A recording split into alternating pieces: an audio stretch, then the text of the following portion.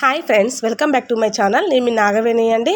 ఇక్కడ మీరు చూస్తూ ఉన్నారు కదా, ఈ బ్లౌజ్కి వచ్చేసి నేను శారీలో ఉన్న ఒక స్ట్రైట్ పీస్ అయితే తీసుకొని స్ట్రైట్ పీస్తో సన్నగా అయితే కనుక ఈ విధంగా పైపింగ్ అయితే చేసేసాను. ఫినిషింగ్ అయితే కనుక చాలా బాగా వచ్చింది.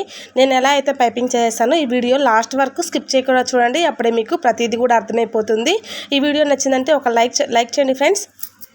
అలాగే ఇప్పుడు బ్లౌజ్ అంతా కూడా నేను హ్యాండ్స్ జాయింట్స్ అంతా కూడా చేసుకున్నాను. ఇప్పుడు మెడ పీస్ అయితే వేసుకోవాలి. ఇక్కడ మీకు కనిపిస్తున్న పీస్ వచ్చేసి శారీలో ఉన్న వన్ సైడ్ పీస్ అనమాట, స్ట్రైట్ పీసు. ఈ పీస్లో వచ్చేసి మెడ పీస్కి మనకు ఎంత సైజులో కావాలో అంత సైజులో పొడవుగా కట్ చేసుకొని వీటన్నిటిని కూడా ఒక్కొక్కటిగా క్రాస్గా అయితే కనుక జాయింట్స్ అయితే చేసేసుకోవాలి. నేను వీడియోలో ఎలా అయితే చూపిస్తున్నానో ఈ విధంగా క్రాస్గా జాయింట్ అయితే చేస్తున్నాను. మీకు ఇక్కడ క్లియర్గా తెలియడానికి టేబుల్ వైట్గా ఉంది, అలాగే క్లాత్ వైట్గా ఉంది కాబట్టి మీకు క్లియర్గా తెలియడం లేదనమాట. ఇలా జాయింట్ చేసుకున్న పీస్ వచ్చేసి వన్ సైడ్ అయితే కనుక మడిచి కుట్టు అయితే వేసుకోవాలన్నమాట. ఒక పక్కనే స్టిచ్చింగ్ అయితే చేసేసుకోవాలి. మొత్తం పొడవుగా మనం కట్ చేసుకున్న క్లాత్ అంతా కూడా స్టిచ్చింగ్ అయితే చేసేసుకోవాలి.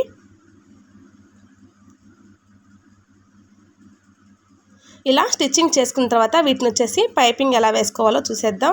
ముందుగా అయితే కనుక ఈ పైపింగ్ వేసుకోవాలంటే నేను వచ్చేసి లెఫ్ట్ సైడ్ నుంచి స్టార్ట్ చేస్తాను అనమాట. ఎందుకంటే లెఫ్ట్ సైడ్ ఉక్స్లు అయితే వేసుకుంటాం కాబట్టి అటువైపు నుంచి అయితే కనుక పైపింగ్ అనేది నేనైతే స్టిచ్చింగ్ అయితే చేస్తూ ఉన్నాను. ఎక్కడ కూడా ఫ్రిల్ పెట్టకుండా ఎలా అయితే కట్ చేసుకున్నామో, ఎలా అయితే జాయింట్ చేసుకున్నామో అదేవిధంగా స్ట్రైట్ పీస్గా అయితే కనుక జాయింట్ అయితే చేస్తూ ఉన్నాను. మనకు ఈ జాయింట్ అంతా చేసుకున్న తర్వాత మెడ వచ్చేసి మనకు రౌండ్గా ఎక్కడ కూడా వంపులు లేకుండా తిరగాలి అనుకున్నప్పటికీ ఈ విధంగా సైడ్ క్లాత్ అంతా కూడా కట్ చేసుకొని మనము చుట్టూ కూడా నెక్ మనం స్టిచ్చింగ్ చేసుకున్న దాని చుట్టూ కూడా ఈ విధంగా ఖర్చులు అయితే పెట్టుకోవాలన్నమాట. ఇలా రౌండ్గా అయితే ఖర్చు అయితే పెట్టుకోవాలి.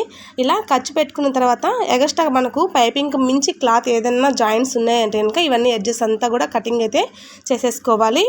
ఇలా కటింగ్స్ అంతా చేసుకొని పైపింగ్ అయితే వేసుకోవాలన్నమాట. ఇప్పుడు చూసారు కదా, నేను థ్రెడ్ అనేది యూజ్ చేయకుండా పైపింగ్ అనేది వేసేస్తూ ఉన్నాను. చాలా ఈజీగా అయితే కనుక థ్రెడ్ పైపింగ్ లాగా ఉంటుందన్నమాట. థ్రెడ్తో పని లేకుండా పైపింగ్ అయితే ఈ విధంగా స్ట్రైట్ పీస్తోనే పైపింగ్ అయితే చేసేసుకోవచ్చు. చూసేసారు కదా, చాలా అంటే చాలా మనకు థ్రెడ్ అయితే కనుక మనం ఎలా అయితే పెట్టి థ్రెడ్ పైపింగ్ చేసుకుంటామో అలానే వచ్చేస్తుంది. ఫినిషింగ్ కూడా చాలా నీట్గా అయితే వచ్చేస్తుందండి. అదేవిధంగా మనకు నెక్ రౌండ్ దగ్గర ఎక్కడ కూడా వంపులు అనేది లేకుండా ఫుల్ రౌండ్ అయితే కనుక మనకు బాగా తెలుస్తుంది అనమాట. ఈ విధంగా ట్రై చేయండి ఫ్రెండ్స్. కొత్తగా నేర్చుకునే వాళ్ళకి ఈ వీడియో బాగా సపోర్ట్ అయితే అవుతుందని అనుకుంటున్నాను.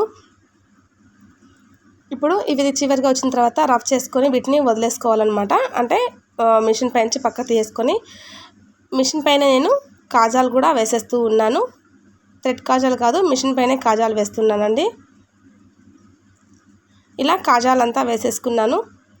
పీస్ మనకు లేవకుండా ఉండాలి అంటే హెమ్మింగ్ అయినా వేసుకోవచ్చు, లేదంటే మిషన్ తోటే డబల్ స్టిచ్ అయితే కూడా వేసేసుకోవచ్చు అనమాట. నేను వీడియోలో ఎలా అయితే చూపిస్తున్నానో ఈ విధంగా తినక డబల్ స్టిచ్ కూడా వేసేస్తున్నాను. ఇలా వేసుకుంటే మనకు వచ్చేసి ఈ పైపింగ్ వేసిన క్లాత్ ఏదైతే ఉందో పైకి లేవకుండా కరెక్ట్గా అయితే కనుక ఫినిషింగ్ అనేది చాలా నీట్గా ఉంటుందన్నమాట. చూసేసారు కదా, రౌండ్ అనేది ఈ విధంగా తెలుస్తుంది. ఓకే అండి, ఈ వీడియో అయితే మీకు నచ్చిందని అనుకుంటున్నాను. నచ్చిందంటే ఒక లైక్ చేయండి ఫ్రెండ్స్. ఇటువంటి లేటెస్ట్ అప్డేట్ కోసం ఛానల్ని సబ్స్క్రైబ్ చేసుకోండి. పక్కనే ఉన్న బెల్ ఐకాన్ క్లిక్ చేశారంటే నేను పెట్టే ప్రతి లేటెస్ట్ వీడియో కూడా మీకు నోటిఫికేషన్ వస్తుంది. ఈ వీడియో నచ్చిందంటే ఒక లైక్ చేయండి ఫ్రెండ్స్. ఈ వీడియో ఎలా అనిపించింది నాకు కామెంట్లో తెలియజేయండి.